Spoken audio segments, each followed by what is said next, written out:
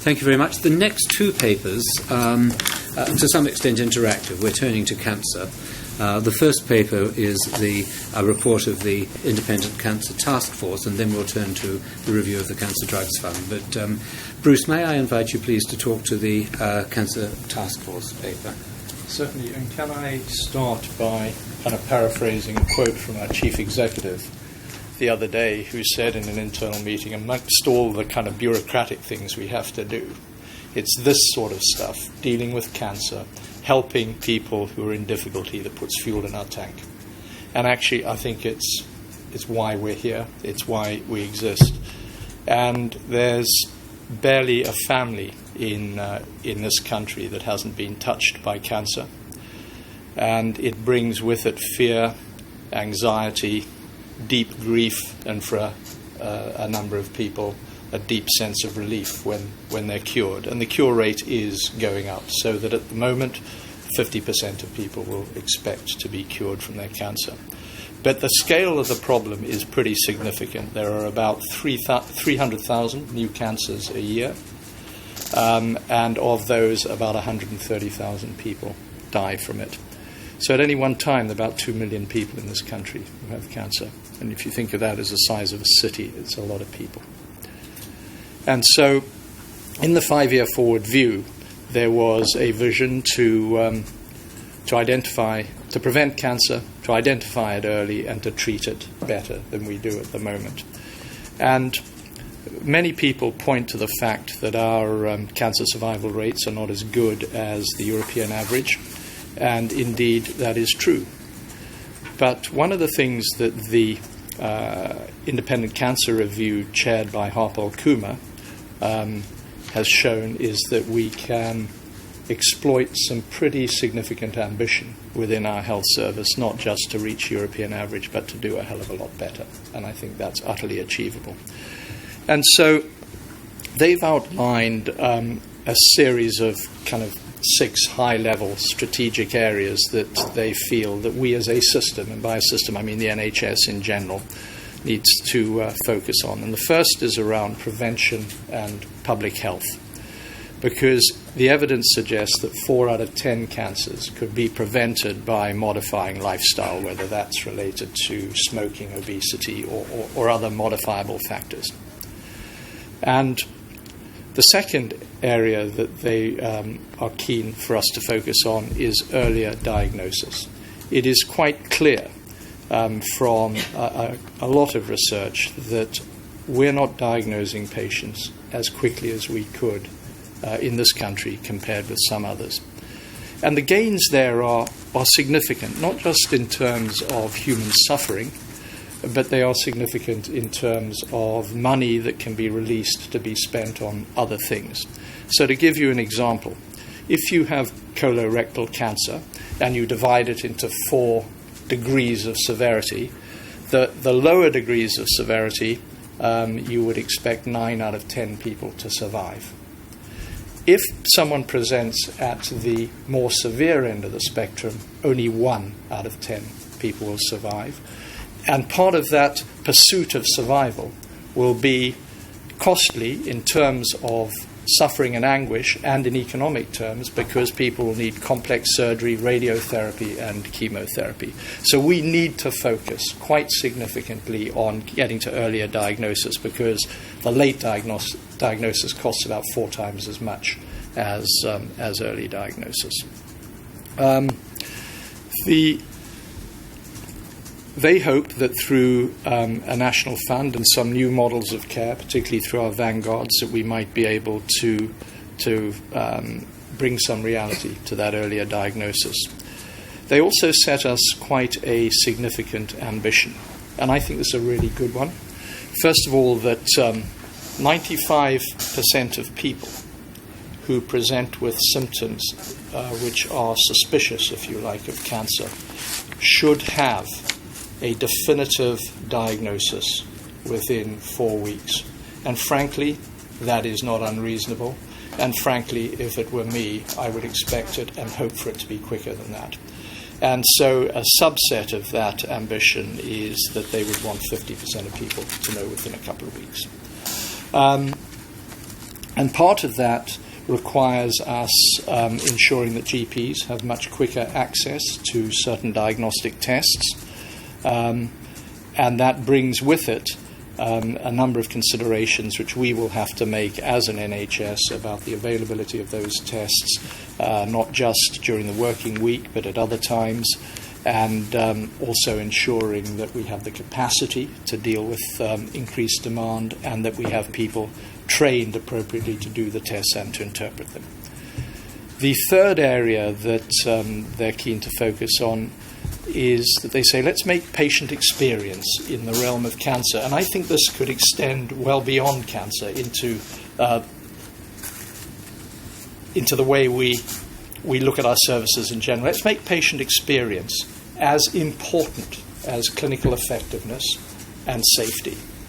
And more specifically, with respect to cancer, they think that patients should have much greater access to online tests. They think that there should be personal clinical nurse specialists available to help people who have got cancer, and that we need to think quite hard about developing some metrics on working out whether we are taking patient experience as seriously as we could.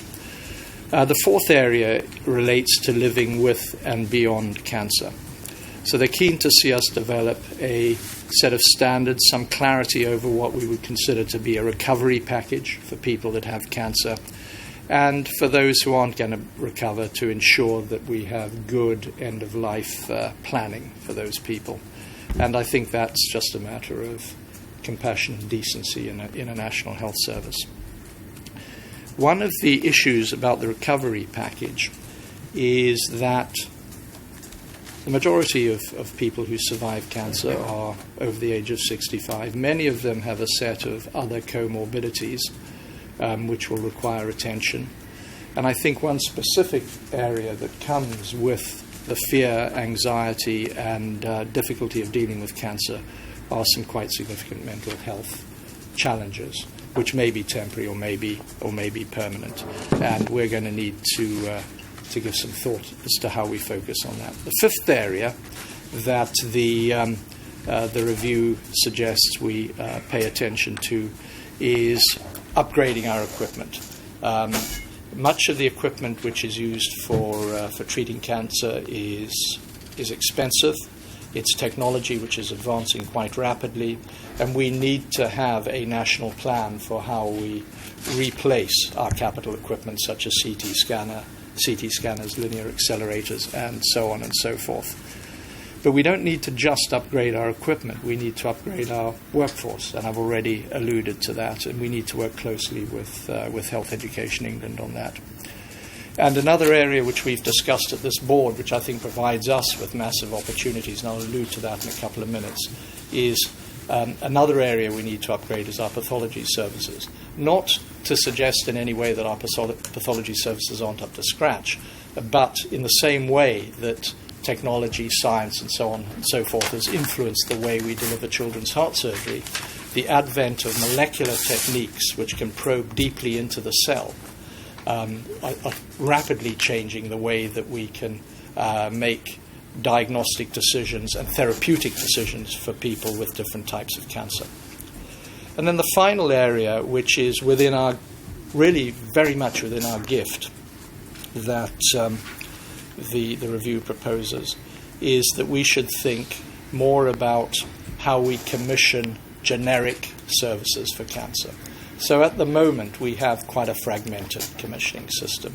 We commission for different types of cancer, we commission for different types of radiotherapy, we commission for different types of chemotherapy.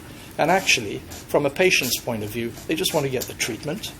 And actually, from the point of view of a clinician sitting in a specialist unit trying to deal with somebody with complex cancer, they don't want to have to be thinking about the way we commission the service as to deciding what treatment they offer. They simply want to be in a position where they can offer the best possible treatment to that individual. So this is about simplification of some of our bureaucratic processes, frankly. And then finally, there's the issue of cost. And there are two things here. First is what does the review think the do-nothing option is? And they think that's really very expensive. So the cost in 2012-13 of dealing with cancer was £6.7 billion a year, and they expect that to rise to £13 billion a year in the financial year starting 2020. Whereas the implementation of the recommendations in the review are estimated to cost somewhere between 700 and 1,400 million a year. And our preliminary, and Paul may want to say something about this, our preliminary assessment would agree with that. So I think, firstly, congratulations to Harpal Kumar and the review panel. I think they've produced something which makes good clinical sense, which has the interests of patients who are anxious and frightened at its heart. They've proposed 96 recommendations. We're in the process in NHS England of picking through those in our internal board, of trying to ensure that we, as an organisation, function in a coherent way and that we work together to deliver what we need to. But the final place where this will be brought together, and Simon Stevens may want to say something about this, is amongst the 7 chief executives of the arm's length bodies, because I think every organisation in the NHS has a part to play in this improvement ambition. And just one final thing, whilst this might appear kind of isolated, there are other things going on. So we've discussed at this board the future opportunities that genomics can bring. We've discussed the opportunities of molecular diagnostics. And actually, as the world's biggest kind of semi-integrated healthcare system, and as the healthcare system that is most advanced of any healthcare system in the world in tackling the genomics issue, we have a unique opportunity to actually diagnose cancer earlier, to focus our treatment in a highly specific way, and to improve the survival rates for the citizens of this country. Well, thank you, Bruce. Did you wish to rise to Bruce's invitation? No. I mean, he said it. The 6 are now the 7 chief executives of the national leadership bodies of the NHS. We are meeting regularly. We are charting the kind of collective implementation of the forward view. One of the key priorities there is the Cancer Task Force. But what we also want to see, as well as the national implementation, frankly, is tapping into the magic ingredient of this particular process, which is it's not just been done kind of internally by the NHS. It's been co-designed by a much broader group of people with an interest in cancer, including patients groups, research groups, third-party organisations, and we want to make sure that, given most of those have got fantastic representation and energy locally as well in their local communities, they're part of the big conversation about what needs to happen to drive improvement right across the country. And then, frankly, because we think this model is the right one, it's what we want to reproduce with the Mental Health Task Force, which will be producing its report in September, October, again, with significant leadership by Mind, Rethink, Young Minds, various others. Similarly, on the Maternity Task Force, this is the way we've got to kind of do our business. Here. Again, very well done. It's a very good piece of work. Completely agree with Simon. One of the major reasons it's a very good piece of work is it was the whole community working together. So lots of good things in it. It's along the pathway and it's deep in each bit of the pathway. So fantastic. But effectively we're switching to implementation risk now, away from design risk in that sense. So I think just pick out a few things from the paper about what needs to happen for this to be successful. One of them is data transparency, sharing of, because if this is going to be done in a way which doesn't break the bank, then that sharing of knowledge and having interventions in one part of the pathway which save money and suffering in other parts of the pathway has to happen. So that gets on to how this is implemented needs to be not just taking it into the NHS England Cancer Programme Board, but that collective needs to continue. And I think that there's a risk of cherry picking. Let's do the ones we like. I think that's wrong for a number of reasons. One is some things will get prioritised more than others, but also I bet the things we pick will be the things which should be shiny and new and expensive, and the things which save money and are hard work and involve working across boundaries and working in the community with social care and whatever would get neglected. But it's really good. So, well done. Victor? To build on Kieran's point, really, three things that because clearly this is the clearest exposition of a vision for cancer treatment I've seen. I actually understand it is very clear. There are three things that we need to keep an eye on, and it reflects how we see these reports. When we talk about cancer, I'm really interested in the demographics. So the point that's been made about who gets cancer, I think I think we should be aware of how we track that. So it's not just that the poor get cancer more than the rich, it's their experience of the treatment is different, and within that group it's very difficult to ignore issues of race and the experience that some of the stuff that I get from certain ethnic minority groups. I'm interested in how we track that, because I think it maps onto Kieran's point about the things that we don't talk about and the things that we tend to assume are happening that actually aren't, that end up costing us a fortune because they're not happening. The second point is that to support the point you made about mental health, I'm on the mental health task force, and I'm just interested in how we're going to connect up the two. It's something that I've raised with the chair, but I think it's an underlying point, and I guess if we don't deal with the emotional impact, then I don't think we're going to deal very well with the physical impact. So I'm interested in seeing more about that. And the third point is more about, and I don't know, I haven't memorised the whole cancer report, but it strikes me that one of the issues about treatment is geography. So if you're in a rural area, a long way from it, one of the things that really impacts is the travel and the sheer grind of getting to somewhere as opposed to somewhere getting to you.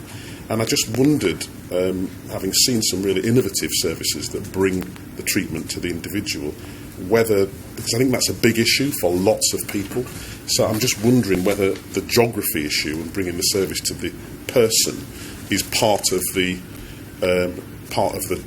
challenge, particularly around chemotherapy, for instance, where the travel is as draining as the treatment. The travel there is as draining as the treatment. Travel back almost mitigates the treatment. So I'm just wondering about those three things, really: measuring impact demographically, the connection with the mental health task force, and how we take that forward, and the rural issues. Do you want to respond? Yeah, if I may. So I've been mulling over. I think we need to do some work with the mental health task force, and I think we'll take that outside of this room. The geography is clearly an important issue, and actually doesn't just pertain to cancer, but I think you're particularly right, people going for chemotherapy, and we are focusing on how we get chemotherapy to people rather than people to chemotherapy. I'd just like to say something about data. I think data is really important, and I have to say, Kieran, I've been really disappointed that this is our fourth cancer review, at how little really granular, easily understandable data is out in the public domain on cancer. So we've started a discussion on that, and I would like to reassure you that within a year you'll be seeing something dramatically different on so for example, I would expect that we can see by geographical region, by CCG, in some cases by organizations, different survival rates for different types of cancer. Now, I'm meeting all sorts of barriers on that, but they will be broken down. Yeah, and just on that, since we're all kind of completely in alignment with that, and you put your finger on an important point there, Victor. Look, we already can see there are huge differences in the staging of cancers across the country. So it's only about between 2/3 and 3/4 of cancers that actually get staged. There is a huge difference in the 1-year survival rates by CCG, linked in part to diagnosis and to some of the economic, the race, other points of connection that the health service has. That's in the CCG delivery dashboard, but tracking 1-year survival rates and, as a result, the early diagnosis performance across the country is obviously absolutely crucial. Then there are some things around, the vast amounts we're spending on chemotherapy. We don't have chemo systems in every hospital. We are not recording on the systematic therapy database all of the use of the spending there. We've just got to get very hard-nosed about that. We're doing it through the Cancer Drugs Fund, through the SpecCom commissioning. We need all of this because if we don't, we're not able to capture any of the data about what is actually working in practice and what the differential performance is. So all of those tools are at our disposal. This is not waiting for some kind of big new technical solution. This is just about us choosing to get serious, us, the NHS, collectively, on these issues. Sorry for that outburst. No, but I'll give you an example. Just, 50% of our cancers are due to 4 cancers. It's been a real struggle to find out what the 1-year survival for those is at any level of granularity. And we will solve that very quickly. Margaret. This is allied to Victor's point, but it's not to do with tracking.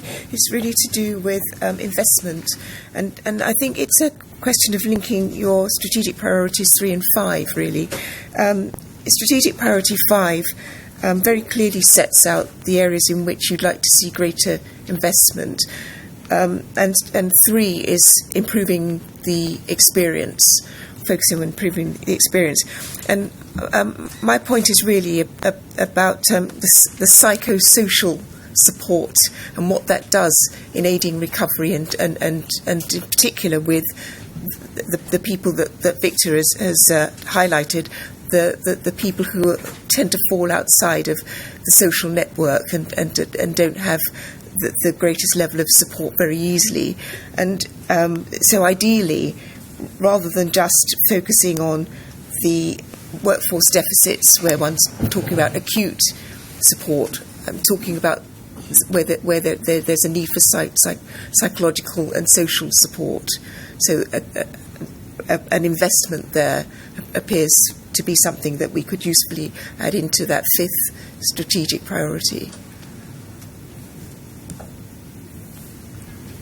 Right, well, I think our board would wish to join us in, I think, commending the report and expressing our gratitude to Harpal Kumar and all of the others who served on the task force. It's an impressive list. It's a very inclusive list.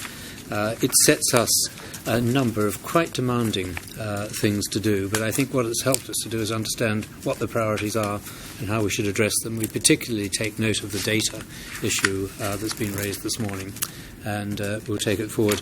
I think, Bruce, we would anticipate quite regular reporting back to the board on next steps, progress, implementation, as we shall do with mental health and other task forces. This is a way in which we've identified key priorities for not just NHS England, but the NHS more generally.